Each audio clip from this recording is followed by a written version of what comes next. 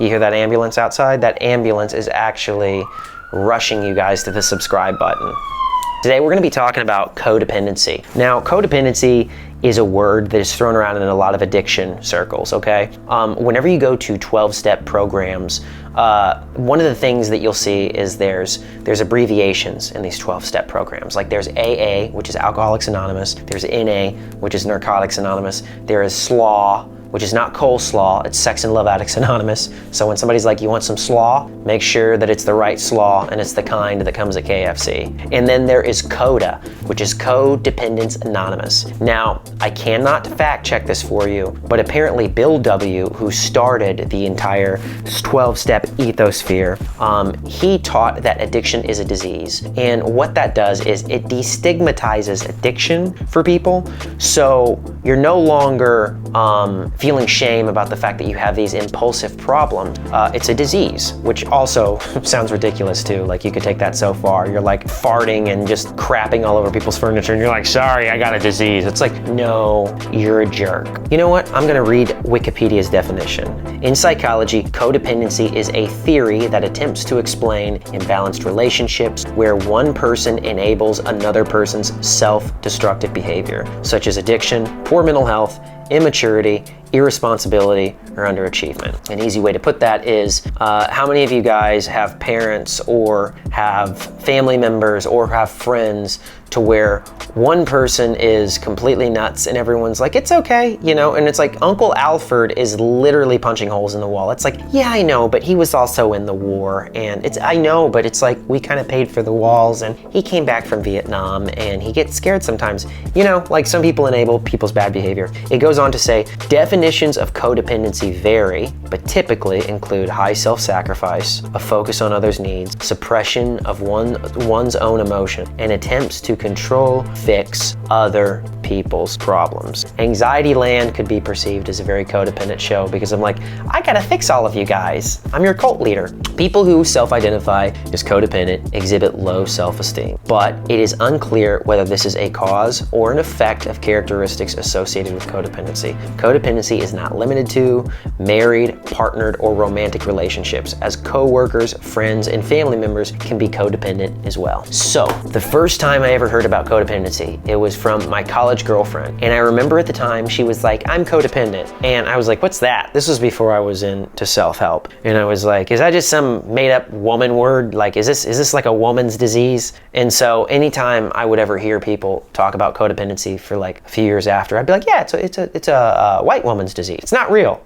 That's what I honestly thought. I heard that word throughout my early 20s and I came down pretty hard on the term because I'm always someone who has valued independence and I've liked to be alone in a lot of ways. And I just put the word codependency on people who were in relationships, like that definition says. And we all know that codependent couple. They lose their identity. They start to become enmeshed with each other to where they even start looking alike. They start dressing alike. It's like, oh, look, the Kiptons are here. And they're wearing matching tracksuit. And they didn't even drive a car. They just rode a two-seater bicycle. Hi. By the way, the two-seater bicycle is the most codependent vehicle of all time. Dude, throw that thing in the trash. Throw all of them in the trash. Burn them all. I'm not for burning books, but I am for burning two-seater bicycles. I don't believe in censorship unless it's two-seater bicycles. I never want to see another one of those things again. Literally quarantine those things and set them on fire. That actually existed before people had joint Facebook accounts. If you guys don't know what that is, a joint Facebook account is where a couple has the same Facebook account. It's like, oh, look, I got a friend request from Tony and Sandra. It's like, which one of you guys cheated? And it's usually the person that's like having eye sex with the camera while the other person is just looking at the partner enamored with them, you know? Codependency is dangerous, especially in relationships, because you lose your identity, your I, and you become we. And we all know that couple who just refers to themselves as we. We like playing tennis. We like playing pickleball. We're polyamorous. It's like, ugh, yeah, I know. And it's like, how'd you know? It's like, because you introduced your girlfriend as your partner. That's something only polyamorous people do. And by the way, anytime somebody says partner, I'm like, what weird thing is this couple gonna ask me to do before the night is over? And the answer is always gonna be no. By the way, I don't have strong opinions on what people do, what they don't do, but what I will say is people who are polyamorous, you just like to have sex with a lot of people. That's all it means.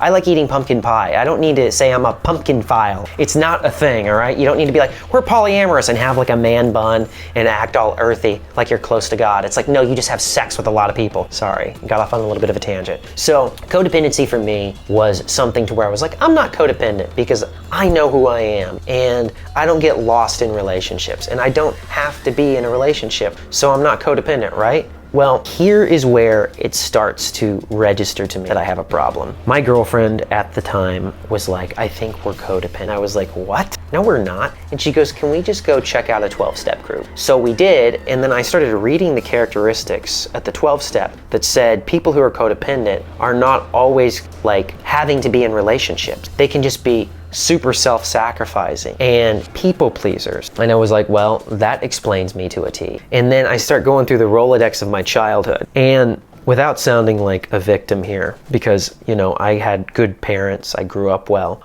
there was always something about my life to where I never felt safe. Like when I was a kid, I would get picked on, and I was a short kid, I had a growing disorder, and I was the smallest kid in my class. And when you're different as a child, people look at you under a magnifying glass. It's a gigantic 5th grader with Cheeto dust on his face, and you were like the ant underneath his magnifying glass, and he's just poking you with a stick, like, why is this thing different?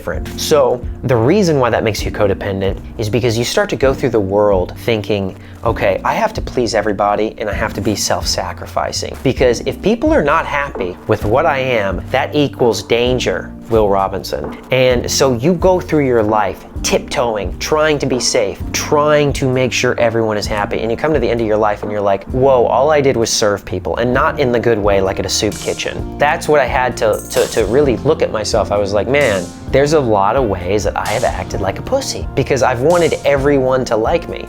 And this is something a lot of comedians have, and just people in entertainment in general. You spend so many years trying to become something. You are great at acting, directing, writing, shooting, stand-up comedy, singing, whatever it is, because you think that you're going to get all this love, and you want to get this love because you want to feel safe. So am I saying everyone in Hollywood is codependent?